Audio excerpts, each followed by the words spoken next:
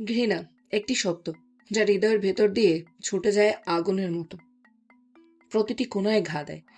ভালোবাসা একই হৃদয়ে জন্ম নেওয়া অন্য এক আগুন, যা প্রথমে মৃদু মনে হয়, কিন্তু স্পর্শ করলে নিঃশব্দে ভাঙা দুঃখ, অদৃশ্য আকর্ষণ এবং তীব্র টানা পোড়েন ছড়িয়ে দেয়। কেউ ভালোবাসে মধুরতার মতো, প্রতিটি স্পর্শ যেন শান্তির সুর ছুঁয়ে যায়। আবার কেউ ভালোবাসে আগুনের মতো, স্পর্শেই দগ্ধ করে, জীবনের প্রতিটি কোণায় দাগ ফেলে। কিন্তু কেউ আছে যার ভালোবাসা জন্ম নেয় ঘৃণার ছায়া থেকে। নিঃশব্দ অন্ধকার, ভয়ঙ্কর, একটি এমন শক্তি যা দমন করতে গেলে আরো জ্বলে ওঠে, যা আঁকড়ে ধরে রাখে, সারা জীবনকে নিজের নিয়ন্ত্রণে বাঁধে। তাদের হৃদয়ে জড়িয়ে থাকে টানাপোড়েন, আকর্ষণ, বিদ্বেষ এবং আবেগের এক অদ্ভুত ঘূর্ণিঝড়ে, যা কখনো থামানো যায় না। মানুষ বোঝে না কখন ঘৃণার আগুন ভালোবাসায় মিলিত হয়, কখনো তা প্রেমের মুখোশ পরে আসে, হাসির ভেজা চোখে মিশে যায় মধুরতা, কখনো তা নিঃশব্দে প্রবাহিত হয় ছায়ার মতো, হৃদয় প্রতিটি কোণে দাগ ফেলে। এই ভালোবাসা যা জন্ম নেয় বিদ্বেষ থেকে, যা টানে, যা দগ্ধ করে, যা এক অপ্রতিরোধ্য আকর্ষণে মানুষকে বন্দি করে রাখে। ঘৃণা আর ভালোবাসা একসাথে মিলিত হয়ে সৃষ্টি হয় এমন এক অদ্ভুত আবেগ, যা একসময় হয় তীব্র ঘা, আর একসময় হয় অবর্ণনীয় আনন্দ। সে আনন্দ, সে ব্যথা, সেই টানা পোড়েন সব মিলিয়ে গড়ে তোলে এক ঘোর। এই ঘোর হলো একটি আগুন যা নিজেকে পুড়িয়ে দেয়, তবুও ছাই হতে দেয় না, যা টানে কিন্তু স্পর্শ করার সাহস থাকে না, যা অব্যর্থ তবুও বোঝা যায় না, যা মানুষের হৃদয়কে নিঃশব্দে বন্দি করে রাখে, একে নিজের মস্তিষ্কের বেড়া জালে। যেই ভালোবাসা বোঝা যায় না, অনুভব করার ক্ষমতা থাকে না, শুধু হারিয়ে যেতে হয় নামহীন এক ঘোরের মধ্যে, যাকে বলা হয় নিঃশব্দের ঘোর। বাড়িধারা ঢাকার কোলাহলের মধ্যেও একেবারে ভিন্ন ধরনের পরিবেশ ধরে রেখেছে। চারপাশে উঁচু গেট দেওয়া কূটনৈতিক ভবন, প্রশস্ত রাস্তা, প্রতিটি মোড়ে ছায়া ফেলা গাছের সারি, যেন শহরের ভেতরেও শান্তির দ্বীপ। আধুনিকতার আভিজাত্যের সাথে এখানে মিশে আছে এক ধরনের পুরনো ঢাকার গাম্ভীর্য। এই অভিজাত এলাকাতেই দাঁড়িয়ে আছে পুরনো খান বাড়ি। বাড়িটার গেট ভারী লোহার, উপরে খান পরিবারের নাম খোদাই করা। ভিতরে ঢুকলে দেখা যায় বিশাল বাগান, দীর্ঘ সারিতে রজনীগন্ধা, গোলাপ আর রাধাচূড়ার গাছ, যেগুলোর গন্ধ মিশে আছে চারপাশের বাতাসে।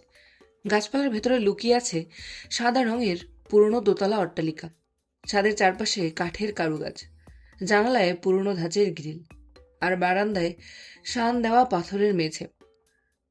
বাড়িধারার এই খান বাড়ি একসময় নামকরা অভিজাত পরিবারের ঠিকানা ছিল, কিন্তু 9 বছর আগে এক দুর্ঘটনায় সব পাল্টে যায়।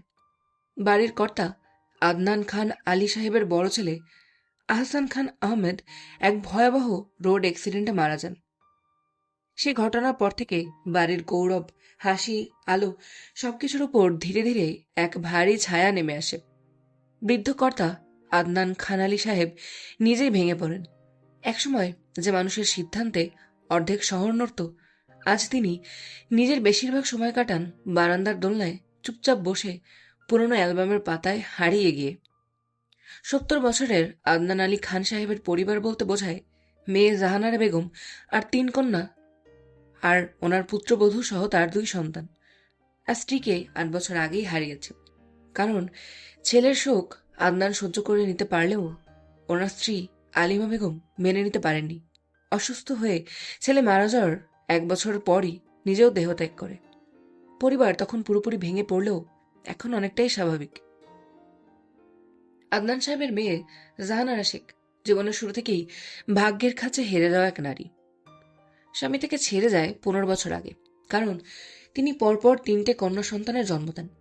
পুত্র সন্তানের আশায় থাকা শ্বশুরবাড়ি একদিন তাকে সন্তান সহ বের করে দেয়, যেন তার মা হওয়ার অপরাধ ক্ষমার অযোগ্য। তখনই তার বাবা আদনান সাহেব ও ভাই আহসান সাহেব তাকে আর ফেরাননি, বরং আদর করে এই খান বাড়িতেই আশ্রয় দিয়েছেন। সেই বাড়িটি এখন তার তার 3 কন্যা আর স্মৃতির আশ্রয়। প্রয়াত আহসান সাহেবের স্ত্রী ইলমা খান শান্ত, হাসি খুশি, কিন্তু ভেতরে এক অসহায় নারী। ওনার 2 সন্তান, এক ছেলে এক মেয়ে। তারা যেন খান পরিবারের ভাঙা ভিটেতে নতুন আশার বীজ বয়ে আছে। আদনান খান আলী সাহেবের প্রাণপ্রিয় দুই ছোট বোনও পরিবারের আবহকে আরো বৈচিত্র্যপূর্ণ করেছে।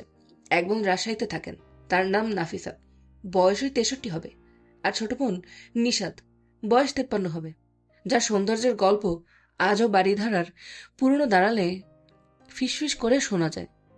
ঢাকার এক অনুষ্ঠানে তুর্কি বংশোদ্ভূত ব্যবসায়িক অভিজাত পরিবারের কর্তা বুরাক আর্সলান নিশাতকে প্রথম দেখেই মুগ্ধ হন। তার কিছুদিন পরই তাদের বিয়ে হয়। এরপর থেকে নিশাত বেগমের ঠিকানা হয় তুরস্কের ইস্তাম্বুল। তবে জীবনের সব গল্পেই তো একটুখানি অপূর্ণতা থেকে যায়।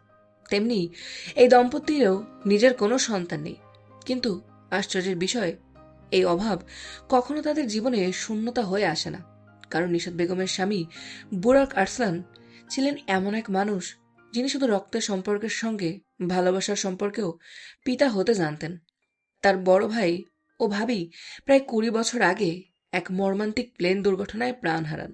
রেখে যান 3টি সন্তান, 2 ছেলে ও 1 মেয়ে। বড় ছেলে কায়ান দেমির আর্সলান, মেজ ছেলে এমির ডেনিস আর্সলান, ছোট মেয়ে খুশবু হায়াত আর্সলান। সেদিন থেকে বুরাক আর্সলান আর নিশাত বেগম একসাথে প্রতিজ্ঞা করেছিলেন এই 3টি শিশু যেন কখনো এক মুহূর্তের জন্য অভিভাবকহীন শব্দটি না বোঝে। তারা নিজেদের হৃদয়ে সমস্ত স্নেহ, যত্ন, মায়া আর ত্যাগ ঢেলে দিয়ে 3জনকে বড় করেছেন, নিজের সন্তানের চেয়েও বেশি ভালোবেসে। আর খানবাড়ির এই দুঃসময়ে এই ছোট বোনই গাছের মতো সবার মাথার উপর রয়েছে। এই খানবাড়ির এখন মোট 8জন সদস্য, আর এই 8জন সদস্যের কখন কি লাগবে না লাগবে অতদূর থেকে তিনি রোজই খবর নিচ্ছেন। উনি আর ওনার স্বামী মাঝে মাঝে বাংলাদেশে আসেন, তবে শুধু মেয়েকে নিয়ে, কারণ ছেলেরা বাংলাদেশে আসতে চায় না। এমনকি খানবাড়ির ক্ষতিগ্রস্ত ব্যবসাও ঠিক করতে সাহায্য করেছে। সকালে রোদ তখন পর্দার ফাঁক গলে ঢুকেছে ধীরে ধীরে। নরম আলোটা এসে পড়েছে খাটের উপর, যেখানে হৃদিয়া ঘুমিয়ে আছে যেন রাজকন্যা।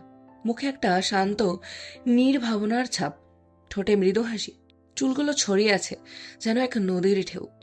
পুরো খাট জুড়ে সিল্কি চুলের স্রোত বইছে। আরে এই মেয়ে, ওঠ, আর কতক্ষণ ঘুমাবি? এবার কিন্তু আম্মু আসলে তোকে চুল টেনে উঠাবে, তখন ভালো লাগবে তো। তাড়াতাড়ি ওঠ শোনা, দেরি হয়ে যাবে তো ভার্সিটি যাওয়ার জন্য। জারিয়ার কণ্ঠে আদেশ, অন্যদিকে মায়া। বড় বোনের কণ্ঠটা এমনই, রাগ দেখিয়ে ভালোবাসা ঢেলে দেয়। কিন্তু রিদিয়া, সে তো পুরো অন্য জগতে। ঘুমের রাজ্যে মিষ্টি মুখে গভীর নিদ্রায়। কে শোনে কার কথা? চুলগুলো হালকা হাওয়ায় দুলছে, মুখে এমন প্রশান্তি যেন কোনো কিছুতেই ওর কিছু আসে যায় না। জারিয়া আবারও ডাকে, এবার একটু কোমল ভাবে, একটু মায়া ভরা স্বরে। রিদি, ওঠ এবার। কিন্তু রিদিয়া তখনও স্বপ্নে ডুবে। এর মধ্যেই পাশে দাঁড়িয়ে থাকা জিনিয়া হাসতে হাসতে বলে উঠল জারিয়াকে উদ্দেশ্য করে, আপু তুমি জানো তো ওভাবে উঠবে না, যেভাবে উঠবে সেভাবে উঠালেই তো হয়। জারিয়া ভ্রু চুয়ে তাকায়, হালকা মুচকি হাসি দিয়ে জবাব দেয়, তারপর উঠলে কিন্তু তোর সব ড্রেসের 12টা বাজাবে রাগের জন্য, তখন সামনে নিতে পারবি তো? জিনিয়া ঠোঁট কামড়ে বাঁকা হাসি দিল। ও কিছুই করতে পারবে না, তুমি টেনশন নিও না, আমি ওঠাচ্ছি, দাঁড়াও। তারপরে শুরু হলো মহাযুদ্ধ। জিনিয়া ধীরে ধীরে ঝুঁকে এলো, হৃদয়ার কানের কাছে মুখ এনে হঠাৎ করে বজ্রপাতের মতো চিৎকার করে বলে উঠল, রিদি, নীল ভাইয়া বাসায় এক মেয়ে বান্ধবীকে নিয়ে এসেছে।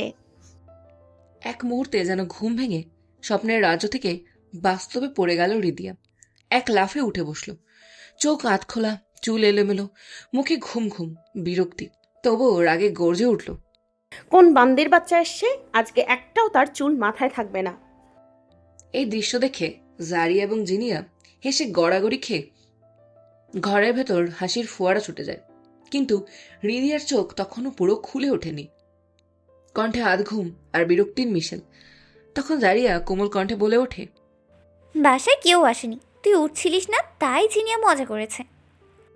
1 সেকেন্ডের নীরবতা, তারপরই হৃদিয়ার চোখ পুরো খোলা, মুখ রাগে লাল হয়ে চিৎকার করে উঠল, ছুটুন্নি, এইভাবে হার্ট অ্যাটাক দিয়ে ঘুম থেকে কেউ ওঠায় রে? দাঁড়া, তোর আজকে কি করি আমি। তার কণ্ঠে এমন এক অভিমান যেন সত্যিই প্রাণ কেঁপে গেল। অথচ জিনিয়া হাসি থামাতে পারছে না। সে হেসেই বলে, আমি ভালোভাবেই উঠিয়েছি। আম্মু এসে তোকে পানি দিয়ে উঠাতো, সেটা কি ভালো লাগতো? রিদিয়া দাঁত কিরমির করে, চোখ গোল করে তাকায়। দাঁড়া, তোর কখনো বিয়ে হবে না। তুই আমার সাথে এরকমটা করতে পারলি? ছুটুন্নি। জিনিয়া কাঁধ ঝাঁকিয়ে ঠোঁটে বাঁকা হাসি টেনে বলে, তোর আর আপুর মতো আমার বিয়ে করার শখও নেই। তোরা কর, আরো ভালো করে কর।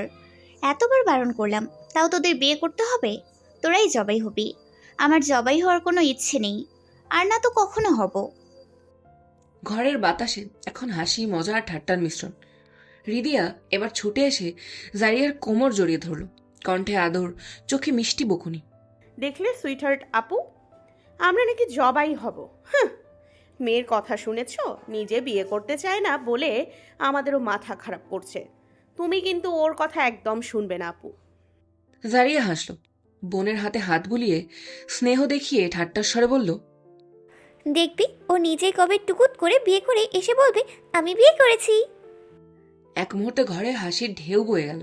রিদিয়া হেসে উঠল, জারিয়া হেসে উঠল, আর জিনিয়া মুখ গম্ভীর করে ভান করল রাগের। ঠিক তখনই দরজার পাশে হেলান দিয়ে থাকা মাহিয়া, এবারের প্রাণবন্ত মিষ্টি মেয়ে, হেসে বলে উঠল, কে কাকে জবাই করবে শুনি? কে বিয়ে করছে? মাহিয়াকে দরজার সামনে দেখা মাত্রই জিনিয়া এসে মাহিয়ার হাত টেনে ঘরে নিয়ে যেতে যেতে বলল, দেখো মাহি আপু, এরা দুজন আমার সাথে মজা নিচ্ছে কিভাবে। কথাটা বলা মাত্রই এদিকে রিদিয়া তার বড় আপু কোমর ছেড়ে জিনিয়া ও মাহিয়ার দিকে এগিয়ে এসে মাহিয়ার হাত টানতে টানতে নিজের কাছে নিয়ে যেতে যেতে বলল, ননদিনী, আগে এরা দুজন আমার মজা নিচ্ছিল। যেই আমি একটু মজা নিলাম, অমনি ও দেখো তোমার কাছে নালিশ করছে। কিন্তু ওরা তো জানে তুমি আমার ননদিনী, তাই তুমি আমার সাপোর্ট করবে। ঘর জুড়ে হাসির বিস্ফোরণ। কিন্তু হাসতে হাসতে জারিয়া এসে মাহিয়ার হাত টানতে টানতে বাইরে নিয়ে যেতে যেতে বলল, মাহি, এদের মধ্যে পড়িস না, তোর মাথা নষ্ট হয়ে যাবে। চল নিচে যাই। মাহিয়া হতভম্ব, একবার এ টানে একবার ও টানে, তার মুখে অসহায় হাসি। অবশেষে বাইরে যাওয়ার সময় পিছন ফিরে বলে গেল, এখন যদি তোরা দুজন নিচে না যাস, এবার ফুপি কিন্তু সত্যি সত্যি পানির বালতি নিয়ে এসে তোদের মুখে ঢালবে। তাড়াতাড়ি নিচে আয়। মাহিয়া চলে যাওয়ার পর রিদিয়া মুখ ঘুরিয়ে জিনিয়ার দিকে একবার তাকালো, তারপর কাবার থেকে জামা কাপড় বের করে ওয়াশরুমে চলে গেল, মুখে এখনো আধো রাগ আধো হাসি। আর এই মাহিয়া হলো আরিয়ান খান নীলের নিজের বোন। নীল আর মাহিয়া প্রয়াত আহসান সাহেবের 2 সন্তান। আর আরিয়ান খান নীলের সঙ্গেই বাসার কর্তা আদনান সাহেব রিদিয়া রুবিনা শেখের সঙ্গে বিয়ে ঠিক করেছে। রিদিয়া নীলকে ভীষণ পছন্দ করে, যা ভাষায় বর্ণনা করা যায় না। 1.5 মাস পরে একই দিনে জারিয়া ও সিয়াম, অন্যদিকে নীল আর রিদিয়ার আকদ সম্পন্ন করা হবে। জারিয়ার অবশ্য এঙ্গেজমেন্ট হয়ে গেছে, কিন্তু রিদিয়ার এখনো এঙ্গেজমেন্ট হয়নি। কিন্তু জিনিয়াকে বিয়ের কথা বললে যেন শরীরে অ্যালার্জি উঠে যায়। আর মাহিয়া, সে এখনো আরো পড়তে চায়। আদনান সাহেবের মেয়ে জাহানারা শেখ এবং তার 3 কন্যা হলেন বড় মেয়ে জারিয়া জেরিন শেখ, বয়স 24, ঢাকা বিশ্ববিদ্যালয় থেকে পাবলিক হেলথ নিয়ে মাস্টার্স করেছে। খুবই শান্ত মিষ্টি স্বভাবের মেয়ে, হাঁটু সমান চুল, দেখতেও কোমল এবং আকর্ষণীয়, গায়ের রং ফর্সা, উচ্চতা কিছু কম নয়, শরীরের গঠনও সুন্দর। এই পুরো পরিবারের একমাত্র মেয়ে, যার আচরণে সবাই মুগ্ধ। তার হাতের অনামিকা আঙুলের আংটি বলে দিচ্ছে সে এখন কোনো পুরুষের বাগদত্তা। 1.5 মাস পরে জারিয়া এবং রিদিয়ার একই দিনে বিয়ে সম্পন্ন হবে। ইলমা বেগমের বড় ভাইয়ের ছেলের সঙ্গে জারিয়ার বিয়ে ঠিক হয়ে আছে। মেয়ে জমে সারহা জিনিয়া শেখ, 21 বছর বয়স, জগন্নাথ ইউনিভার্সিটির 3য় বর্ষের ছাত্রী। ছোট মেয়ে রিদিয়া রুবিনা শেখ এই পরিবারের সবচেয়ে বিচ্ছু, তবে তাকে দেখলে মনে হয় কোনো রূপকথার রাজকন্যা। ঢেউ খেলানো কোমর সমান সিল্কি চুল, গোলাপি গাল, ফর্সা মুখ, ডাগর ডাগর চোখ। যদি কেউ তার দিকে ভালোবাসা দিয়ে তাকায়, তাকে থামানো অসম্ভব। সৌন্দর্যই তার রহস্য, যার কারণে তাকে এত শীঘ্রই বিয়ে দেওয়া হবে। 19 বছরের রিদিয়া এখন জগন্নাথ ইউনিভার্সিটির 1ম বর্ষের ছাত্রী। এই 3 বোনের মধ্যে 2টো মিল লক্ষ্য করা যায়। একটা হলো পরিবারের প্রতি অসীম ভালোবাসা, এবং দ্বিতীয় হলো নিজেদের বাবার প্রতি সীমাহীন ঘৃণা। এবার আসা যাক প্রয়াত আহসান খান ও ইলমা খানের 2 সন্তানের পরিচয়। বড় সন্তান ও খানবাড়ির একমাত্র ছেলে, একমাত্র উত্তরাধিকারী আরিয়ান খান নীল। বয়স তার 27। দেখতে মাশাআল্লাহ খুব ভালো, মোটামুটি লম্বা, চওড়া কাঁধ, ছুঁই ছুঁই চুল। ছোট মেয়ে মাহিয়া খান রিম, সেও দেখতে কিছু কম যায় না, তার চেহারায়ও তুলনা হয় না। ঢাকা বিশ্ববিদ্যালয় থেকে এডুকেশন নিয়ে মাস্টার্স করেছে। খানবাড়ির ড্রয়িং রুমে আরাম কেদারায় চেয়ারে বসে চোখে চশমা লাগিয়ে পেপার পড়ছেন আদনান সাহেব। তখনই ইলমা বেগম বলে উঠলেন, বাবা, আপনার নাস্তা এখানে দেব নাকি টেবিলে আসবেন? পেপারটা ভাঁজ করতে করতে ইলমা বেগমকে জবাব দিলেন, না না বৌমা, আমি টেবিলেই খাবো আমার কলিজাদের সঙ্গে। কিন্তু তারা কই? একজনকে তো দেখতে পাচ্ছি না। রান্নাঘর থেকে গজগজ করতে করতেই জাহানারা বেগম জবাব দিলেন, কি করে দেখবে আব্বু? তোমার ছোট্ট কলিজাকে তো ঘুম থেকে উঠাতে 10 জন লাগে, তাই সেই 10 জনের জায়গায় আপনার বাকি 3 কলিজা গেছে।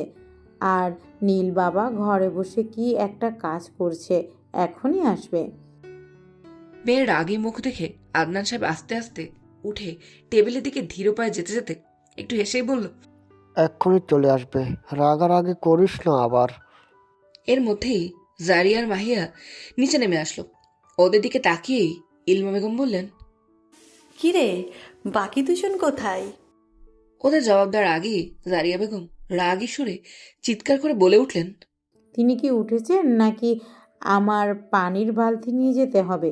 রোজ লেট করবে এই মেয়ে। মায়ের রাগ দেখে জারিয়া চুপ থাকলেও মাহিয়া বলে উঠল, উঠে গেছে ফুপি, তোমার আর কষ্ট করে পানির বালতি নিয়ে যেতে হবে না। জাহানারা বেগম আবারও কিছু বলতে যাবে, ঠিক তখনই ডাইনিং টেবিলে বসা আদনান সাহেব ওদের দুজনের দিকে তাকিয়ে বলল, জারিয়া একগাল হেসে বলে উঠল, জি নানাই, এক্ষুনি আসছি। এই বলেই ওরা দুজন টেবিলে বসে পড়ল। ততক্ষণে নীলও রেডি হয়ে নিচে নেমে আসলো, পরনে অফিসে যাওয়ার জন্য ফর্মাল ট্রাউজার আর শার্ট। টেবিলে বসতে বসতে আদনান সাহেবকে বলল, গুড মর্নিং দাদান। আদনান সাহেব নীলের দিকে তাকিয়ে বললেন, গুড মর্নিং দাদুভাই। তা রাজশাহীর প্রজেক্টটার কি খবর? ওটা কি এবারও হাতছাড়া হয়ে যাবে? নীল নিজের চায়ে চুমুক দিতে দিতে বলল, দাদান, চেষ্টা তো করছি, আল্লাহর রহমতে হয়তো এবার আমাদের কাছেই ডিলটা আসবে। তখন আদনান সাহেব একটু প্রাণখোলা হাসি দিয়ে বলে উঠল, ঠিক আছে, ভালো খবর, এবার নাস্তা করে নাও। নীল মাথা নাড়িয়ে নাস্তা করা শুরু করলো। একটু পরেই হৃদিয়া আর জিনিয়া নিচে নেমে আসলো। হৃদিয়ার পরনে লাল রঙের শর্ট কুর্তি আর ওয়াইড লেগ জিন্স পরা, কোমর সমান চুলগুলো পাঞ্চ ক্লিপ দিয়ে ছেড়ে দেওয়া, এক হাতে ঘড়ি, কাঁধে ব্যাগ, আর ঠোঁটে হালকা লিপস্টিক।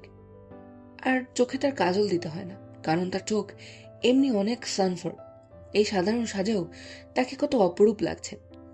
অন্যদিকে জিনিয়া পরা কালো রঙের টপ আর সাদা রঙের ফ্লেয়ার জিন্স, চুলগুলো ছাড়া, চোখে সানগ্লাস, এক হাতে ব্রেসলেট, ঠোঁটে লিপস্টিক, মনে হচ্ছে একটু মেকআপের স্পর্শও আছে। জিনিয়াকে দেখে জাহানারা বেগম হৃদিয়ার দিকে একবার কটমট করে তাকিয়ে জিনিয়ার উদ্দেশ্যে বলে উঠলেন, তুই কি তোর ভার্সিটি যাচ্ছিস নাকি মডেলিং করতে? জিনিয়া চোখ ঘুরে বলে উঠল, আম্মু, রোজ সকালে তোমার এই ক্যাসেটটা না বাজিয়ে অন্য ক্যাসেট বাজাও, কারণ তুমি জানো আমি এভাবেই থাকতে ভালোবাসি। কিন্তু হৃদিয়ার এইসবে কোনো খেয়াল নেই। তার চোখ তো নাস্তা করতে থাকা নীলের দিকে। নীল একবার হৃদিয়ার দিকে তাকিয়ে খেতে শুরু করলো। নীল আর জিনিয়ার জাহানারা বেগমের দিকে নজর দিল না, কারণ এটা রোজকার ঘটনা। নীলও জিনিয়াকে মানা করেছে অনেকবার, কিন্তু সে কোনো কথা কানে শুনে না। শেষ পর্যন্ত নীলও বলা বন্ধ করে দিয়েছে, কারণ নীল জানে জিনিয়া ছেলেদের পছন্দ করে না, বরং কেউ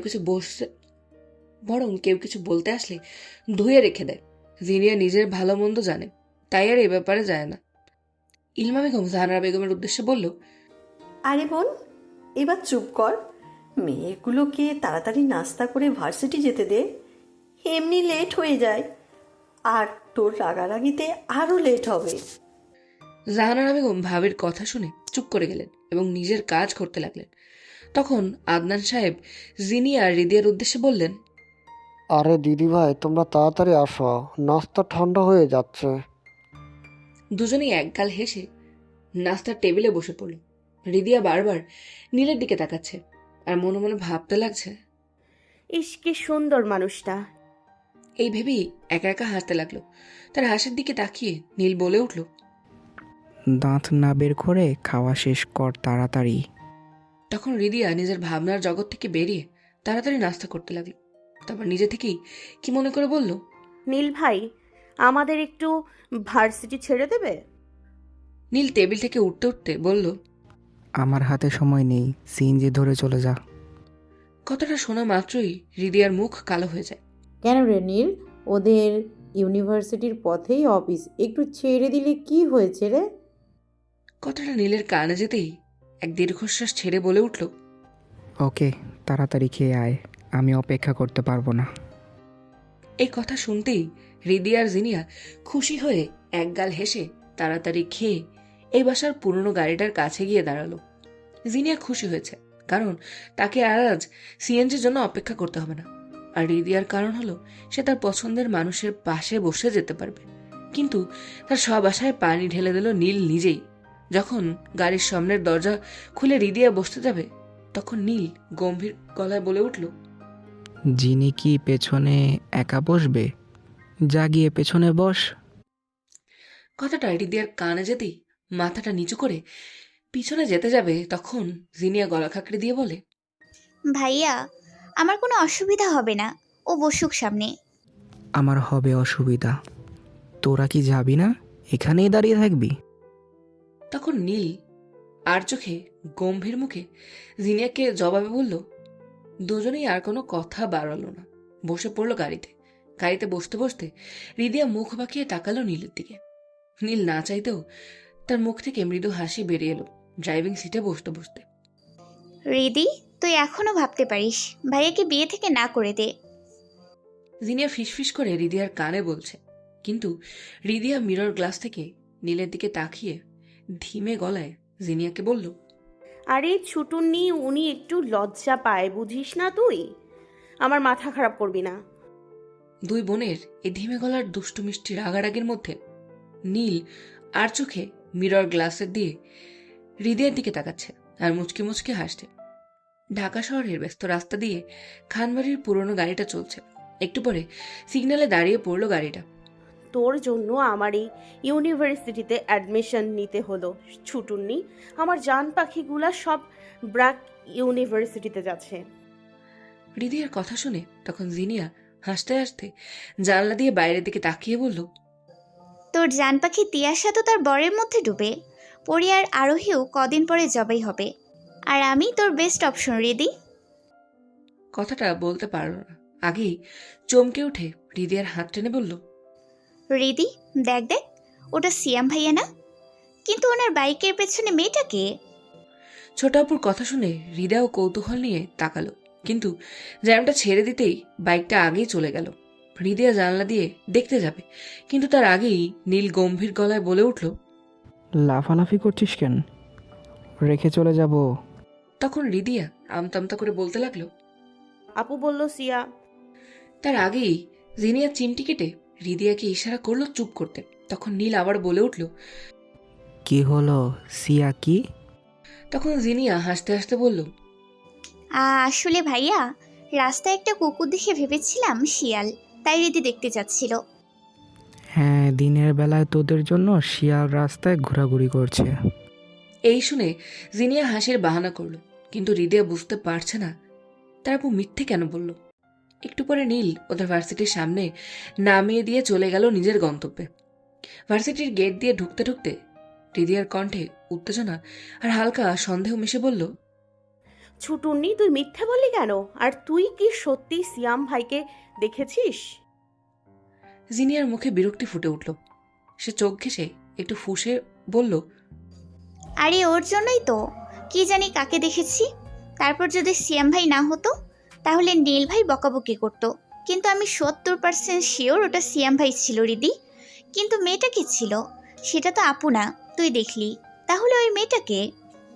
আমি তো শুধু মেয়েটা দেখলাম, আর পেছন থেকে ছেলেটাকে আমি দেখতে পাইনি। তারপর রিদিয়া হঠাৎ কণ্ঠে ছোট রাগ মিশিয়ে বলল, ছুটুন্নি, তুই আপুর বিয়ে ব্যাগরা করতে চাস না তো? তুই একটু আগে আমারও কান ভাঙিয়েছিলি। আমি অতটাও খারাপ না রিদি যে এরকম একটা সেন্সিটিভ ব্যাপার নিয়ে মিথ্যে বলবো। এই বলে জিনিয়া রেগেই মুখ ঘুরিয়ে নিজের বিল্ডিংয়ের দিকে চলে গেল। তার পেছনে হেঁটে যেতে যেতে রিদিয়ার মনে হলো আপু সত্যি বলছে, মিথ্যে নয়। ছুটুন্নি, সোনা আপু রাগ করে না। দুপুরের মৃদু সূর্যরশ্মি ড্রয়িং রুমের জানলা দিয়ে ঢুকে আসছে। জাহানারা বেগম, ইলমা বেগম আর জারিয়া একপাশে বসে আছেন। অন্যদিকে আরাম কেদারায় বসে আছেন আদনান সাহেব, হাতে ফোন ধরে রেখেছেন। ফোনের স্ক্রিনে ওনার ছোট বোন নিশাত। না না ভাইয়া, এবার আর কোনো কথা শুনবো না। তুমি আর ভাবি সেই কবে একবার এসেছিলে, তারপর আর আসোনি। আমি যদি বছর বছর যেতে পারি, তুমি কি একবার কষ্ট করে আসতে পারবে না? আরে আমার বয়সটা দেখবি না? এই বয়সে উড়োজাহাজে ওঠা, নিজের মৃত্যুর সাথে খেলা করা। ভাইয়া, এসব কি বলছো তুমি? আর কখনই এই কথা মুখে আনবে না। আমার বড় ছেলের বিয়ে, তাই তোমাকে এত জড়াজড়ি করছি, নইলে তো করতাম না। ভাইয়া, আমি তো জানি তোমার শরীরের অবস্থা। ঠিক আছে, তুমি বরং বাচ্চাগুলোকে পাঠিয়ে দিও। হ্যাঁ রে বাবা, ওদেরকেও পাঠিয়ে দিব। এতটা দূরের পথ না হলে আমিও যেতাম। নীল হয়তো যাবে না, আর আমাকে দেখার জন্য বৌমাকে হয়তো থাকতে হবে। তাই আমি জানোয়ারের সঙ্গে আমার 4 কলিজাকে পাঠিয়ে দিব। তুই বরং ওদেরকে সাবধানে নিয়ে যাওয়ার ব্যবস্থা করিস। ভাইয়া, তুমি কোনো চিন্তা করো না, আমি সব ব্যবস্থা করে দেব। শুধু ওরা যেন রেডি থাকে। 4 দিন পরেই আমি ওদের নিয়ে আসব। এর মধ্যেই সদর দরজা পার করে জিনিয়া রিদিয়া ড্রয়িং রুমে প্রবেশ করল। আদনান সাহেবের পেছনে দাঁড়িয়ে থাকা 2 বোনের মুখে আনন্দ ফুটে উঠল। রিদিয়া উৎসাহ নিয়ে বলল, ভালো দিদান, আসসালামু আলাইকুম। নিশাত বেগম একগাল হাসি দিয়ে উত্তর দিলেন, ওয়ালাইকুম আসসালাম ছুটকি, ভার্সিটি থেকে আসা হলো বুঝি? রিদিয়া কিছু বলতে যাওয়ার আগেই জিনিয়া কৌতূহল নিয়ে বলল, জি ভালো দিদান, আমরা এই ভার্সিটি থেকে আসলাম। তোমাকে এই ড্রেসটাই কি মিষ্টি লাগছে গো? নিশাত বেগম হেসে উঠলেন, ভালো দিদান, তুমি সুন্দর, তাই তোমায় সব কিছু পরলেই সুন্দর লাগে। আমার আপুর মতো তো আর পেঁচি দেখতে না তোমায়। এসব বাদ দাও, কিন্তু তুমি কবে আসবে সেটা বলো। খুশবু আর তোমাকে অনেক মিস করি আমরা। এবার আমি যাব না সোনারা, এবার তোমরা আসছো। এই কথায় জিনিয়া আর রিদিয়ার চোখ বড় বড় হয়ে গেল, মুখে বিস্ময় আর কৌতূহলের ছাপ। রিদিয়া কৌতূহল নিয়ে জিজ্ঞেস করলো, কোথায় যাব দিদান? আমার কাছে, আমাদের দেশে, তুর্কিতে, আমাদের শহর ইস্তানবুল। রিদিয়া আর জিনিয়ার চোখ বড় হয়ে গেল। তাদের মুখে বিস্ময় আনন্দের মিলিত প্রতিক্রিয়া। মুখ থেকে বেরোলো, অ্যাঁ? রাত ঘনিয়ে এসেছে। বাড়িটা নিঃশব্দে ডুবে আছে প্রস্তুতির গুঞ্জনে।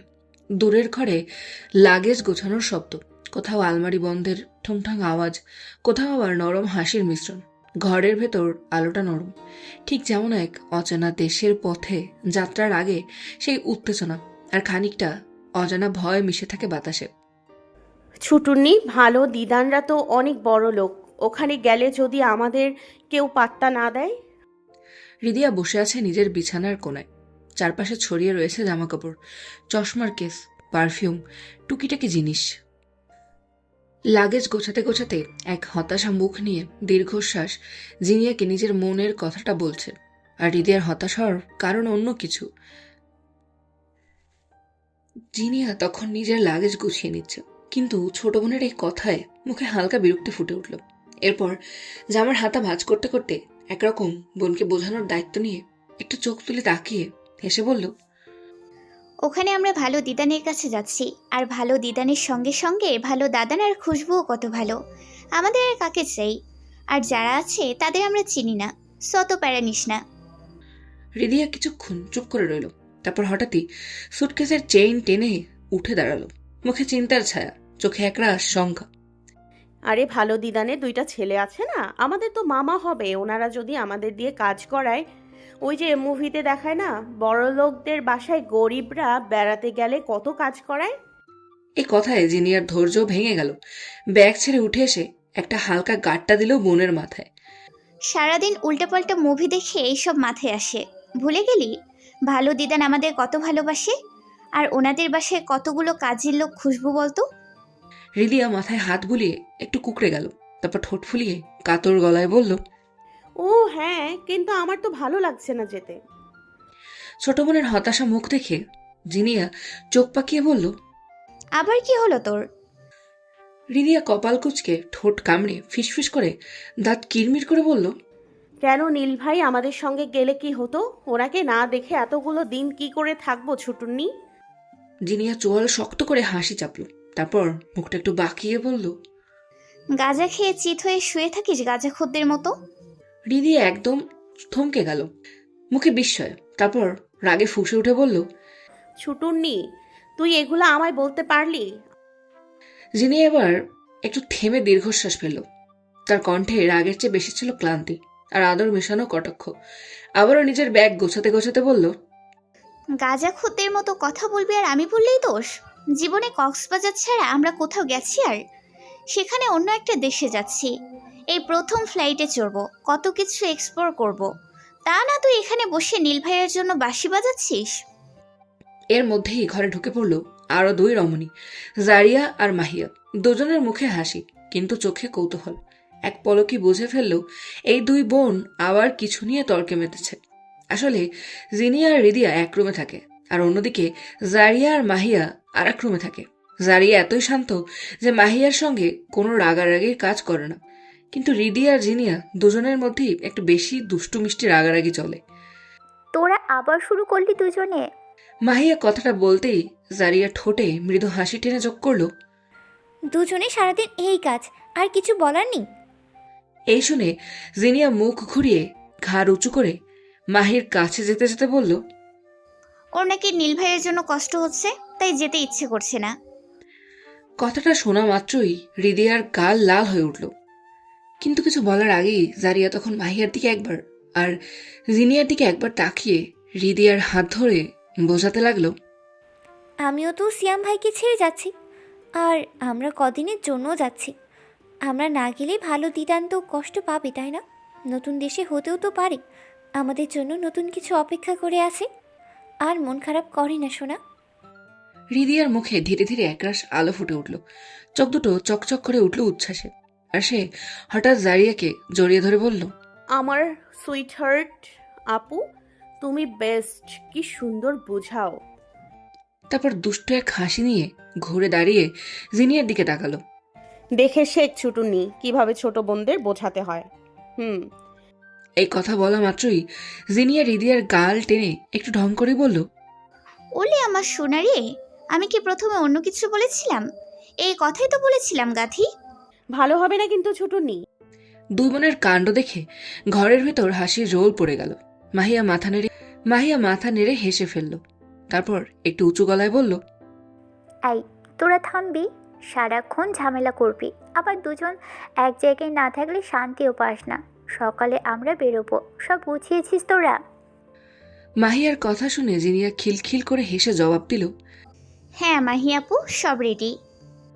এমন এক রাত যেখানে হাসির আড়ালে লুকিয়ে আছে মৃদু কাঁপন। দূরের আকাশে ঝুলছে এক অজানা আলো, আর তাদের চারজনের হৃদয় বয়ে নিয়ে যাচ্ছে অজানা এক গন্তব্যের উত্তেজনা, যেখানে হয়তো শুরু হবে এক নতুন গল্প, কিন্তু সেই গল্প থেকে তারা নিজেরাই অজানা।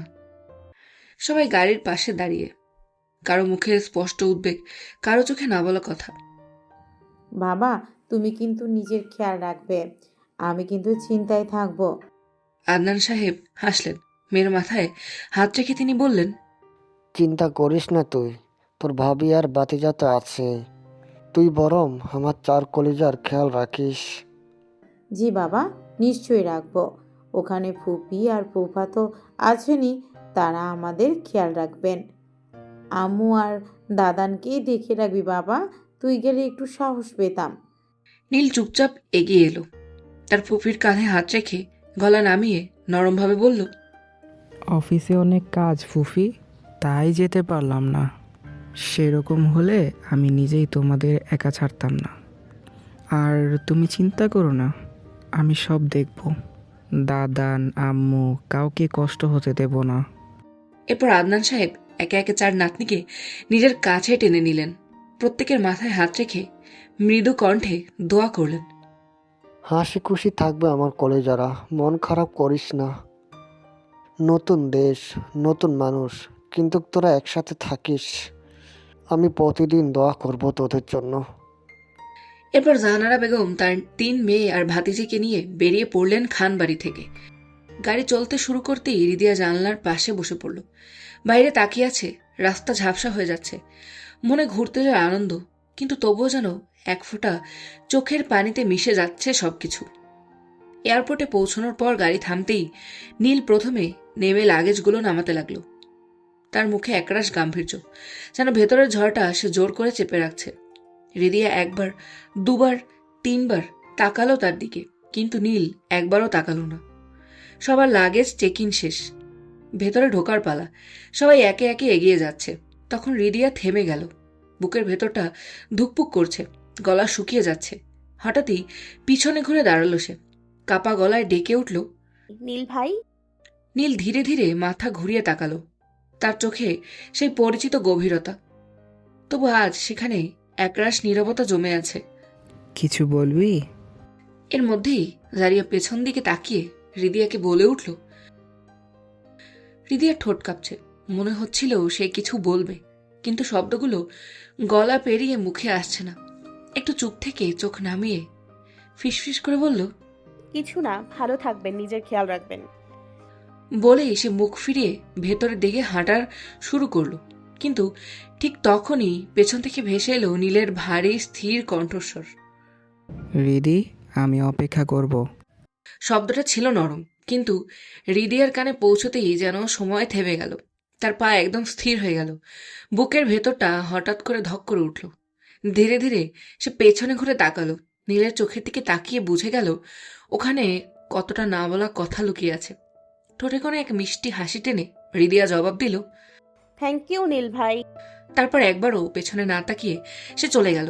কারণ সে জানে একবার যদি ঘুরে তাকায় আর যেতে পারবে না। নীল স্থির দাঁড়িয়ে রইল, চোখ দিয়ে শুধু তাকিয়ে রইল চলে যাওয়া পথটার দিকে। হয়তো ওর বুকের গভীরে হাজার কথা, কিন্তু কোনোটাই মুখে আসছে না। রিদিয়া চলে যাচ্ছে, অথচ মনে হচ্ছে যেন নিজের একটা অংশ নীলের ভেতর ফেলে রেখে যাচ্ছে। নিশাত বেগম নিজেদের প্রাইভেট জেট পাঠিয়েছেন তাদের নিতে। যত্নে ও সুরক্ষার কোনো ঘাটতি রাখতে চাননি। প্রাইভেট জেটের সিঁড়ি বেয়ে উঠছে জাহানারা শেখ, ওনার 3 মেয়ে জারিয়া, জিনিয়া, রিদিয়া আর ভাতিজি মাহিয়া। আলো ঝলমল করছে। পেছনের সকালটা ধীরে ধীরে রোদে ভরে যাচ্ছে।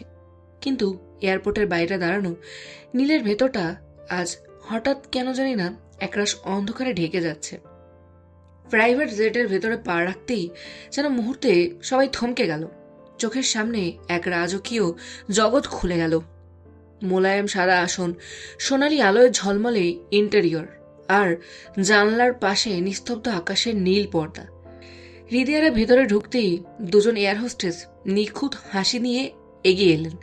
তাদের পরনে ঝকমকে নেভি ব্লু ইউনিফর্ম, হাতে সোনালি ব্যাজ, আর ঠোঁটে অভ্যর্থনার পরিপূর্ণতা।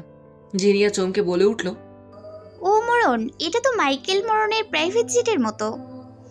হৃদয়া প্রথমেই বিস্ময়ে মুখ হাঁ করে তাকিয়ে রইল চারিদিকে। মাত্র কয়েক মিনিট আগেও যে মেয়েটা মন খারাপ করেছিল, সেই হৃদয়ার চোখ এখন ঝলমল করছে শিশু সুলভ উত্তেজনায়। ওমা, এত সুন্দর! জিনিয়া আর মাহিয়া দুজনের মুখেও বিস্ময় ছড়িয়ে পড়ল।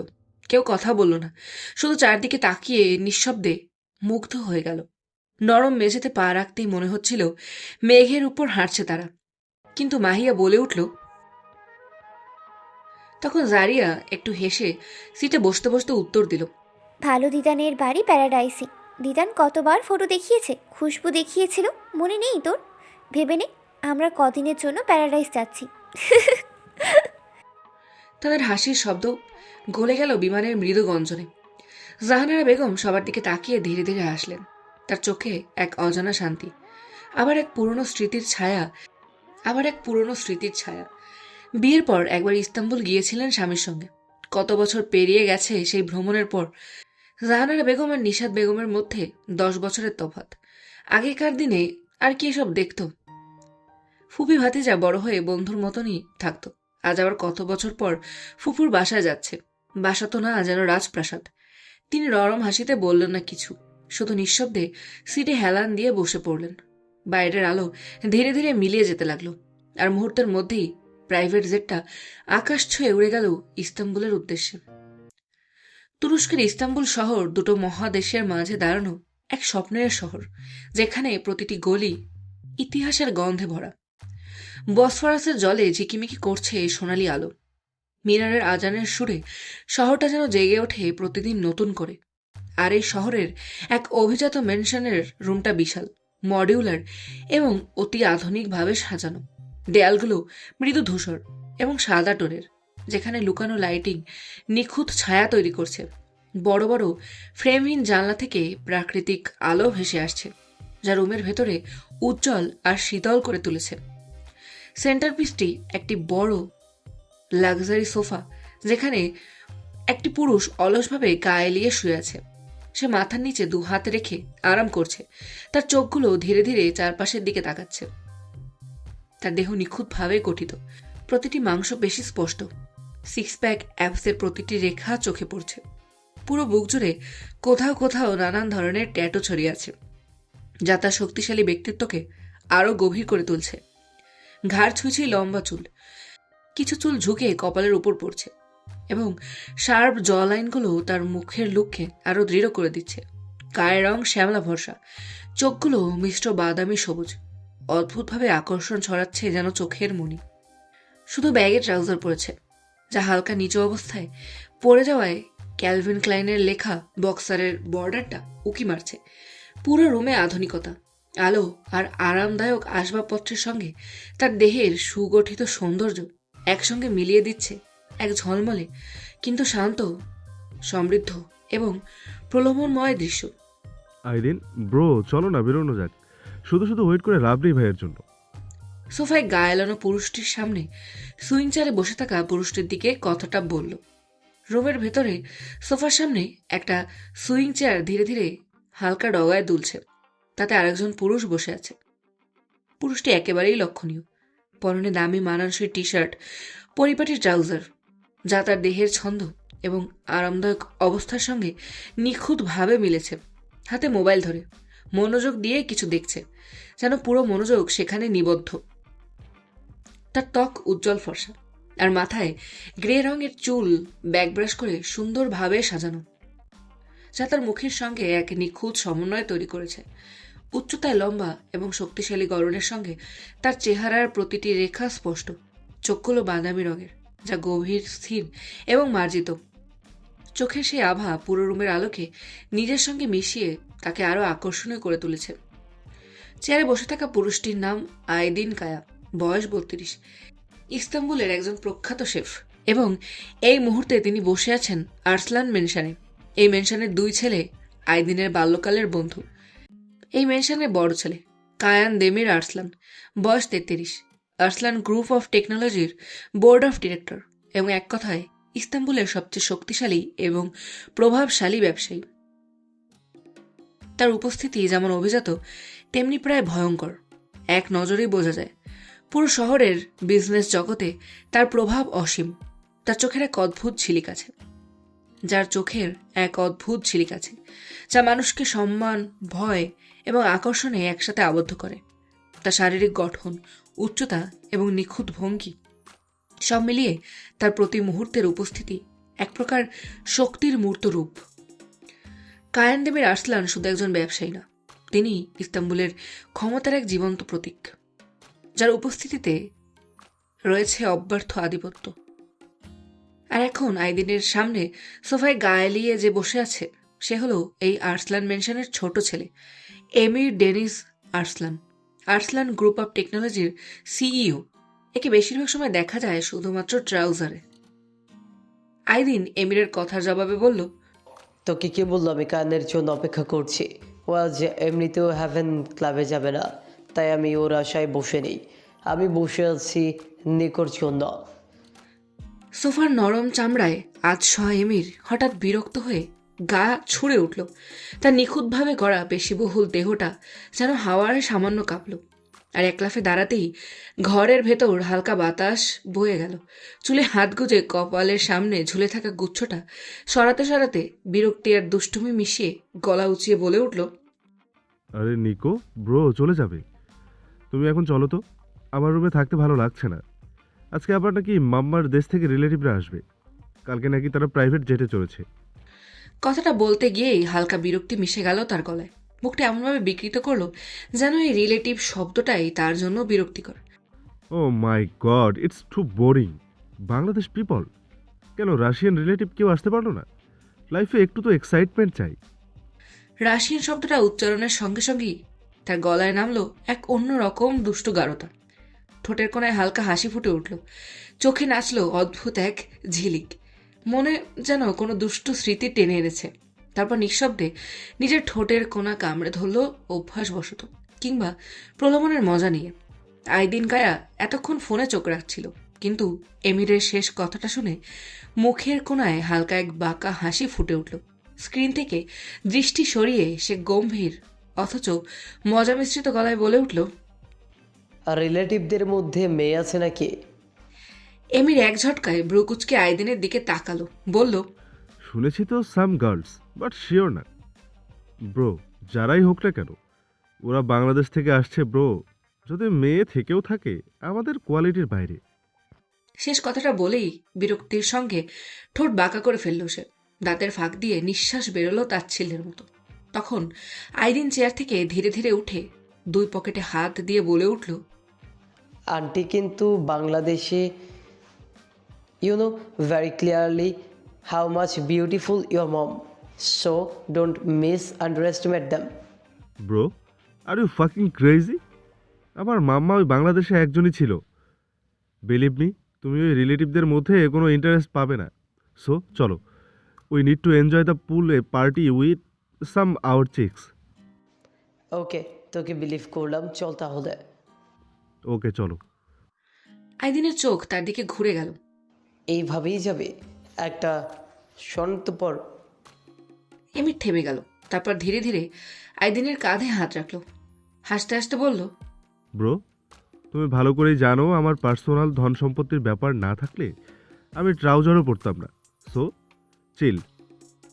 গিয়ে তো খুলতেই হতো, তার থেকে এইভাবেই যাই।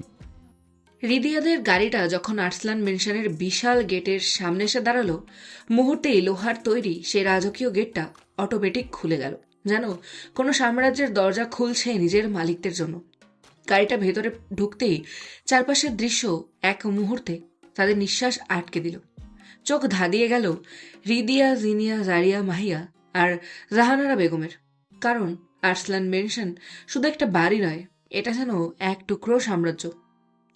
প্রবেশ মুখ থেকে শুরু করে বিশাল পাথরের রাস্তা, দুপাশে সারি সারি ইতালিয়ান সাইপ্রেস গাছ মাথা উঁচু করে দাঁড়িয়ে যেন পাহাড়াদার। রাস্তার ধারে মৃদু আলো জ্বলছে, কাচের ল্যাম্প, যার আলো মিশে যাচ্ছে গোধূলির নরম রঙে। কিছুটা এগোতেই দেখা যায় এক পাশ জুড়ে জলছলা ফেলা বড় একটা ফাউন্টেন, যেখানে পানির ফোঁটা পড়ে সোনালি আলোর মতো ঝিকিমিকি করছে। আর ঠিক সামনেই আর্সলান মেনশন, সাদা আর কালো মার্বেলের মিশ্রণে তৈরি এক রাজপ্রাসাদ। চারতলা জুড়ে গড়া এই ভবনের প্রতিটি স্তম্ভে গ্রিক আর্কিটেকচারের ছোঁয়া। আর বিশাল কাচের জানলা থেকে ভেতরের নরম আলো বাইরে এসে এক রহস্যময় আভা ছড়াচ্ছে। বারান্দাগুলোর নকশা নিখুঁত, সোনালি রেলিং আর পুরনো ইউরোপীয় স্টাইলের ঝুলন্ত ল্যাম্পগুলোয় পুরো বাড়িটা যেন এক টাইমলেস বিউটি, যেখানে ক্ষমতা, ঐশ্বর্য আর ইতিহাস একসাথে নিঃশব্দে শ্বাস নিচ্ছে। দুপাশের পাথরের পথে সুশৃঙ্খলভাবে সাজানো লাইটগুলো নরম আলো ছড়িয়ে চারপাশে এক অভিজাত উষ্ণতা তৈরি করছে। মেনশনের সামনে বিশাল ড্রাইভওয়ে, এর মাঝখানে সোনালি ব্রোঞ্জের ফাউন্টেন, যার পানি আলোর সাথে নাচছে। আর সেই আলো প্রতিফলিত হচ্ছে সামনে রাখা দুটো বিলাসবহুল গাড়ির গায়ে, একটা গাঢ় বার্গেন্ডি রঙের পর্শ আর একটা মুক্তার মতো সাদা অ্যাস্টন মার্টিন। এই মেনশন, এই সৌন্দর্য, সবকিছুর মধ্যেই যেন এক নাম বারবার উচ্চারিত হয় বাতাসে, কায়ান দেমির আর্সলান, যে মানুষটা এই সাম্রাজ্যের হৃদস্পন্দন, যার উপস্থিতিতেই পুরো আর্সলান মেনশন জীবন্ত। মেনশনের সামনে দাঁড়ানো নিশাত বেগম, মুখে একগাল ভরা হাসি, চোখে অদ্ভুত উচ্ছ্বাস। পাশে তার স্বামী বোরাক আর্সলান সাহেব গম্ভীর কিন্তু উষ্ণ চোখে তাকিয়ে আছেন সেই লিমুজিনের দিকে। বাতাসে মিশে আছে দামি সুগন্ধি ফুলের ঘ্রাণ। আর মেনশনটির সামনে পড়া আলোয় পুরো পরিবেশটা যেন রূপকথার রাজ্যের মতো ঝলমল করছে। গাড়ির দরজা খুলে নামতেই হৃদয় কিছুক্ষণ স্থির হয়ে থাকলো। তার মুখে বিস্ময় আর উত্তেজনার ছাপ। চোখ মেলে চারপাশটা দেখছে। দুটো মার্বেল সিঁড়ি, মাঝখানে ফোয়ারা, সোনালি আলোর নিচে চকচক করছে পুরো মেনশন। অবাক বিস্ময় এসে বলে উঠল, হ্যাঁ গো আপুরা, এইটা বাসা নাকি পুরো আস্ত একটা রূপকথার দেশ এত সুন্দর হতে পারে? ইস, খুশবু কি লাকি, তাই না? হৃদয়ের কথা শুনে জারিয়া উত্তর দিল, কিন্তু খুশবু আমাদের বাংলাদেশে গেলে ও বেশি খুশি থাকে। ও বলতেও শুনিস না যে ও যেন আমাদের বাসায় গেলে নিঃশ্বাস নিতে পারে, প্রাণ খুঁজে পায়। আমার তো মনে হচ্ছে আমি 1 মাসেও হয়তো এই বাসা থেকে যেতে চাইবো না। জারি আপু, জানি না খুশবুর কেন ভালো লাগে না এই জায়গা। ছুটুন্নি ঠিকই বলেছে জারি আপু, এখন তো আমারও যেতে মন চাইছে না। এখন তো আমারও মনে হচ্ছে এখানে থেকে যাই। আর এদের কথা শুনে মাহিয়া হেসে উত্তর দিল, হ্যাঁ রে রীতি, তুই না আসতেই চাচ্ছিলিস না, এখন আবার যেতে চাইছিস না? দেখ, তোর নিজের মনের কোনো ঠিক নেই, তুই কি চাস? তাদের হাসির রোল ছড়িয়ে পড়তেই পাশে দাঁড়ানো জাহানারা বেগম মৃদু হেসে শান্ত স্বরে বললেন, সামনে তোদের ভালো দিদান আর ভালো দাদান দাঁড়ানো, এবার তোরা চুপ থাক মা। ঠিক তখনই ড্রাইভারের দিক থেকে কয়েকজন ড্রেস কোড পরা গৃহকর্মী এগিয়ে এসে সবার লাগেজগুলো নিয়ে ভিতরে যেতে লাগলো। নিশাত বেগম ছুটে গিয়ে জাহানারা বেগমকে শক্ত করে জড়িয়ে ধরলেন। আমার চোখে প্রাণ আসলো রে, তোদের কতদিন দেখি না, ওই ফোনে দেখায় কি আর চোখের স্বাদ মেটে? কিছু মুহূর্ত আগে মেনশনের বিপরীত দিকের দরজা দিয়ে বেরোচ্ছিল আইদিন আর এমির। দুজনেই নিজেদের মধ্যে হালকা মজা করতে করতে হাঁটছিল, কিন্তু হঠাৎ সামনে দাঁড়ানো সেই লিমুজিন গাড়ি চোখে পড়তেই তারা থমকে গেল। চোখ বড় বড়, মুখ হা, বুকের ভেতর যেন এক ধাক্কায় কিছু পড়ে গেল। দুজনের নিঃশ্বাস যেন আটকে গেল। আইদিন কাপা গলায় বলে উঠল, তোকে বিলিভ করে খুব ভুল করতে চাচ্ছিলাম ভাই। আমার মনে হচ্ছে আমি কোনো পরীদের দেশে এসেছি, নয়তো পরীরা আবার দেশে এসেছে। কিন্তু তার কথার একটাও এমিরের কানে ঢুকছে না। এমির স্থির হয়ে তাকিয়ে আছে সেই গাড়ির দিকে, চোখে মুগ্ধতা, ঠোঁটে অজানা হাসি। সে ডান হাত দিয়ে আইদিনের মুখ সরিয়ে ফিসফিস করে বলল, গো টু হেল। আমাকে দেখতে দাও এই দৃশ্য, মিস হলে মরেও শান্তি পাবো না। গাড়ির দরজা খুলে প্রথমে নামলো জিনিয়া। কালো রঙের ওয়াইড লেগ জিন্স, লাল স্লিভলেস টপ, তার উপর কালো জ্যাকেট আর চোখে কালো সানগ্লাস। তার আত্মবিশ্বাসী ভঙ্গি আর ধীর হাঁটায় যেন এক অন্য রকম দাপট ছিল।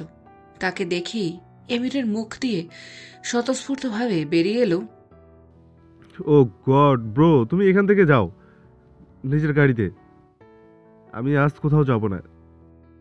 এরপরে যখন মাহিয়া নামলো, মাহিয়ার পরনে ব্লু রঙের লেস স্কার্ট আর সাদা রঙের টপ, গলা একটা পাতলা স্কার্ফ জড়ানো আর চোখে কালো রঙের সানগ্লাস, একেবারে সিনেমার দৃশ্য যেন।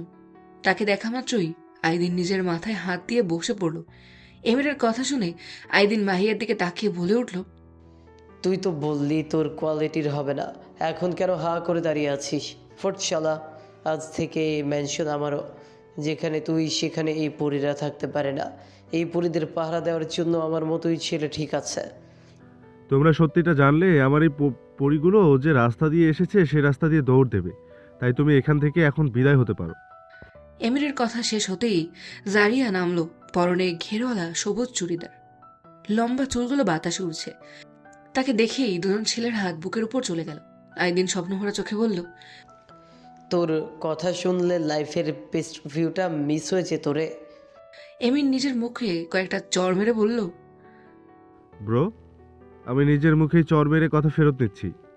এরপর যখন সাদা রঙের গাউন পরা রিদিয়া তার ঢেউ খেলানো চুলগুলো পেছনে হাত দিয়ে ফেলে দিল, যাকে দেখে এমির পাশে থাকা পিলার ধরে বলল, ব্রো একটু ধরবে আমায়, আমি পড়ে যাব মনে হচ্ছে।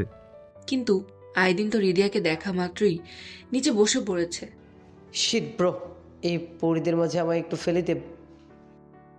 অন্যদিকে আবার সেই মেনশনের সদর দরজার সামনে আবেগে গা ভাসিয়ে একে অপরকে জড়িয়ে ধরেছে নারীরা।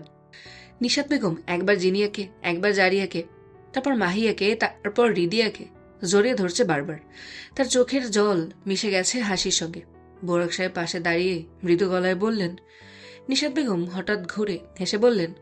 জাহানারা বেগমও হেসে বললেন, আরে বাকি ভালোবাসা পরে দেখিও, এত দূর থেকে এসেছো ওরা, আগে ভিতরে নিয়ে চলো, রেস্ট করতে দাও। চল চল চল ভেতরে চল, আমার দেখো মাথা ঠিক নেই তোদের দেখে। মাহিয়া জিজ্ঞেস করলো নিশাত বেগমকে। ভালো দিদান, খুশবু কোথায়? আরে তোদের জন্য অপেক্ষা করে করে একটু আগেই রাইডিংয়ে বেরোলো। এই সময় জিনিয়ার চোখ চলে গেল অন্য প্রান্তে। একজন পুরুষ, আধা উলঙ্গ, পরনে শুধু ব্যাগে ট্রাউজার, ধূসর চোখে ঝিলিক। তার উলঙ্গ শরীরটা রোদে চকচক করছে। সেই পুরুষের চোখ হয়ে এদিকে। জিনিয়া পাশে থেকে হৃদয়কে ফিসফিস করে বলল, হ্যাঁ রে রিদি, মালটা এরকম হাফ ল্যাংটে কেন রে? হৃদয় অবাক হয়ে তাকালো, বুঝতেই পারছে না কার কথা বলছে। তারপর দৃষ্টি অনুসরণ করে দেখল সেই পুরুষটিকে, আর মুখ হা হয়ে গেল। নিজের ঠোঁট কামড়ে হালকা কণ্ঠে বলল, আস্তাগফিরুল্লাহ, ছুটুনি, ওইটা মাল না মানুষ, হয়তো বাসার কাজের লোক, জামা কাপড় দেয় না মনে হয় পড়তে। ও, তাহলে এই বাসার কাজের লোকদের বডি ভালোই আছে। হৃদয়ের কথাটা মোটেও পছন্দ হলো না, তাই অসহায় মুখ করে দূর থেকে এমিরের দিকে তাকিয়ে বলে উঠল, ছুটুনি তুই বডি পরে দেখিস, ঈশ্বরে কি কষ্ট, একটা জামাও দেয় না লোকটাকে। জিনিয়া একভাবে তাকিয়ে আছে ওইদিকে, আর দেখতে পাচ্ছে সামনে থাকা পুরুষটার নজরও এদিকেই। এর মধ্যেই নিশাত বেগম হৃদয়ের দিকে তাকিয়ে বলল, আয় সোনারা ভেতরে আয়। তখন জারিয়া বলে উঠল, ভালো দিদান, তোমরা যাও, আমরা একটু এই ফুলের বাগানটা দেখিয়ে আসছি। খুব সুন্দর, চোখ লিখে গেছে গো আমার।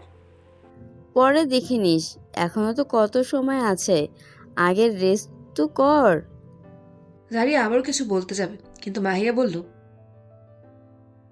তখন বুড়ো সাহেব হাসতে হাসতে বললেন, আচ্ছা যাক না, একটু দেখে নি। নিশাত বেগম আর কোনো কথা বললেন না। হাসতে হাসতে জাহানার বেগমকে নিয়ে ভেতরে চলে গেল। রিদিয়াও পেছন পেছন যাচ্ছিল, কিন্তু জিনিয়া রিদিয়াকে বলল, তুই যা, আমি আসছি। রিদিয়া জিনিয়ার কথায় কৌতূহল নিয়ে বলল, হুম। এই বলে জিনিয়া ওর আপদের পিছু ধরল, কিন্তু রিদিয়া তার আম্মুর পেছন ধরে ভেতরে চলে গেল, কারণ সে প্রচুর টায়ার্ড। এদিকে এমিরের চোখ থেমে আছে এক জায়গায়। সামনের দিক থেকে হাঁটছে একটা মেয়ে, কালো জিন্স, হালকা রঙের টপ, মাঝারি দৈর্ঘ্যের চুলগুলো একটা হাওয়ার সাথে দুলছে, যেন ধীরে ধীরে কারো মন উড়িয়ে নিয়ে যাচ্ছে। সে যত এগিয়ে আসছে, এমিরের বুকের ভেতর তত জোরে ধুকপুক করছে। তার চোখে উজ্জ্বল কৌতূহল, ঠোঁটের কোণে হালকা দুষ্টুমি। সে মাথা কাত করে আত্মবিশ্বাসী হেসে আইদিনের দিকে তাকিয়ে ফিসফিস করে বলল, bro, I think she came for me and she fell love with me. আইদিনের মুখে পরিচিত হাসি। সে বলল, আবারও শুরু করলি? কথাটা বলতেই এমিরের মুখ থেকে একটা গান বেরিয়ে এলো। मुझ पे कर दे इतनी सी मेहरबानी, आजा दिल में वो लड़की दीवानी, तेरा प्यार है जैसे प्यासे को पानी, आज दिल में हो लड़की दीवानी। আইদিনের ভ্রু কুচকে গেল। বুঝে পায় না এসব গান এই ছেলে কোথা দিয়ে পায়, কিন্তু ঘটল অপ্রত্যাশিত কিছু। জিনিয়া একটু না থেমে সরাসরি এসে এমিরের সামনে দাঁড়িয়ে গেল। সে হাতটা বাড়িয়ে বলল একদম শান্ত গলায়, যেন পৃথিবীর সবচেয়ে স্বাভাবিক কথাটা বলেছে, এই যে চাচা নেন, এটা আমার স্কার্ফ, আপনার শরীরটা ঢেকে নিন। এক মুহূর্তের জন্য এমির যেন পাথর হয়ে গেল। চাচা শব্দটা তার কান অব্দি সরাসরি মস্তিষ্কে বাজলো যেন একটা বজ্রপাতের মতো। তার চোখ বড় হয়ে গেল, মুখ থমকে গেল, ব্রু কুচকে উঠল এমন ভাবে যেন কেউ তাকে অপমান নয়, হত্যার সমান শাস্তি দিয়েছে। তার ভেতর যেন সবকিছু থেমে গেল। চাচা, মাথার মধ্যে একটাই শব্দ প্রতিধ্বনি তুলছে, চাচা চাচা, যেন কেউ তার পেছন থেকে বারবার বলছে। পাশে দাঁড়ানো আইদিন তখন আর ধরে রাখতে পারল না, মুখে হাত দিয়ে হেসে ফেলল, চোখ দিয়ে জল পড়ছে। সে ফিসফিস করে বলল, bro, you just got promoted to the level. এমিরের ঠোঁট কাঁপছে, মুখ গরম, চোখ লাল হয়ে উঠছে। সে মনে মনে গজগজ করছে, হোয়াট দ্য চাচা, মাই গড, আমি এই বয়সে চাচা হয়ে গেলাম। জিনিয়া তার প্রতিক্রিয়াটা বোঝে না। সে ভ্রুকুচকে সহানুভূতির সুরে বলল, ইস কি পাজি! এই বাসার লোক এইভাবে কেউ গৃহকর্মীর সঙ্গে বিহেভ করে? একটা জামা তো দিতে পারে, এত বড় লোক হয়ে কি লাভ? এবার আইদিন হাসিতে ফেটে পড়ল। সে হাঁটুতে হাত দিয়ে ঝুঁকে পড়েছে, হাসতে হাসতে কাঁপছে। ও গড ব্রো, শিট, তুই কাজের লোক, দ্য হাফ নেকেড ওয়ান। এমিরের চোয়াল শক্ত হয়ে গেল। সে চোখ বড় বড় করে তাকিয়ে দাঁত চেপে গর্জে উঠল। What the fuck! কিন্তু কথা শেষ হওয়ার আগেই আইদিনের হাসির শব্দে তার গর্জন ডুবে গেল। সে ফিসফিস করে বলল, কি হয়েছে এটা? আমি তো ভালো কাজই করলাম, মানুষ রেগে গেল কেন? এর জন্য মা ভালো করতে নেই। একদিকে আইদিন হেসে মরছে, আর অন্য পাশে এমিরের গর্জন থামাতে পারছে না। আর মাঝখানে একেবারে নিরাপরাধ মুখে দাঁড়ানো জিনিয়া। মেনশনের ভিতরে ঢুকতেই রিদিয়ার চোখ ঝাঁঝিয়ে উঠল আরো বেশি, যেন আলোয় ভেসে উঠল এক সম্পূর্ণ ভিন্ন জগৎ। রাজপ্রাসাদের মতো এক মহল, যেখানে প্রতিটি জিনিসের মধ্যে ঝলমলে করছে অর্থ, সৌন্দর্য আর ক্ষমতার আভা। চোখের কোণে বিস্ময় জমে উঠেছে, ঠোঁটের কোণে মুগ্ধতা।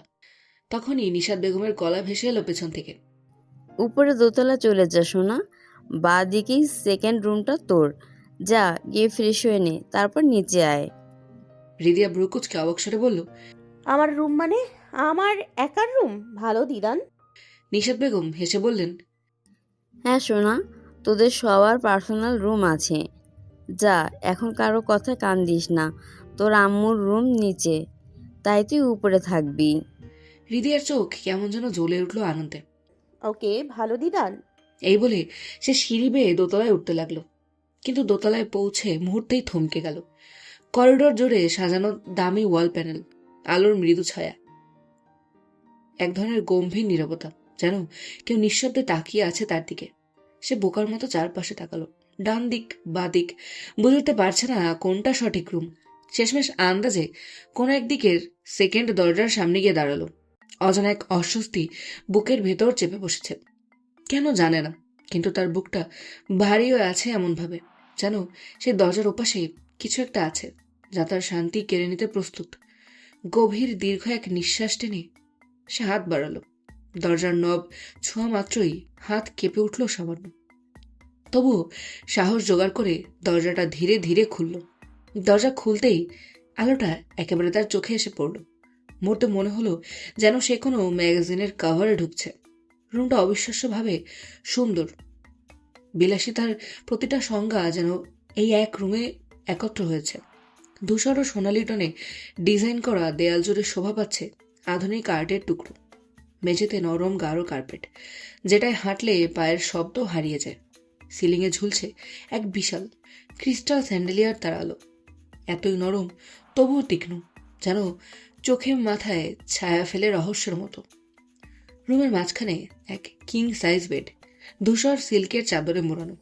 তার পাশে কালো কাঠের বেডসাইড টেবিল, যেখানে আছে সোনালি ধাতুর ল্যাম্প, একটা দামি ঘড়ি, আর কোণে রাখা একটা ফটো ফ্রেম। পর্দাটা না লম্বা কাচের জানালার সামনে বসানো একটা কালো লেদার চেয়ার। দেখেই বোঝা যায় এখানে বসে কেউ প্রায় নিঃশব্দে চিন্তা করে, কাজ করে বা একা থাকে। ঘরের আবহাওয়াটা যেন এক পুরুষালী ঠান্ডায় ভরা, শক্ত, ধীর আর অচেনা এক পুরুষালী গন্ধে হৃদয়ার বুক কেঁপে উঠেছে। হৃদয় স্থির হয়ে দাঁড়িয়ে রইল, তার নিঃশ্বাস ধীরে ধীরে ভারী হয়ে আসছে। চোখ থেমে গেল ফটো ফ্রেমটার দিকে। ওখানে একটা ছবি, এক পুরুষ আর এক নারী পাশাপাশি দাঁড়ানো, পেছনে সাগরের ঢেউ। পুরুষটার মুখে এমন এক ঠান্ডা আত্মবিশ্বাস, এমন দৃষ্টি যা মনে হয় কাচের ভেতর দিয়েও ছুঁয়ে যাবে। হৃদয় অবচেতনেই ছবিটার দিকে ঝুঁকে গেল, হাতটা বাড়িয়ে নিল ফ্রেমটা।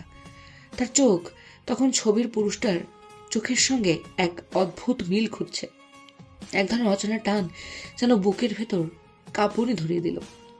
ঠিক তখনই পেছন থেকে গর্জে উঠল এক ভয়ঙ্কর কাঁপিয়ে দেওয়া পুরুষ কণ্ঠ। Who the hell are you into my room? আওয়াজটা যেন বজ্রপাতের মতো। হৃদয়ার বুক মুহূর্তে কেঁপে উঠল, চোখ বড় বড়, মুখে আতঙ্ক জমে উঠেছে, শ্বাস নিতে কষ্ট হচ্ছে। মনে হচ্ছে সময় থেমে গেছে। তার চারপাশের বাতাসও যেন জমে গেছে সেই গর্জনের ভারে। হাত পা হিমশীতল ঠান্ডা হয়ে আসছে।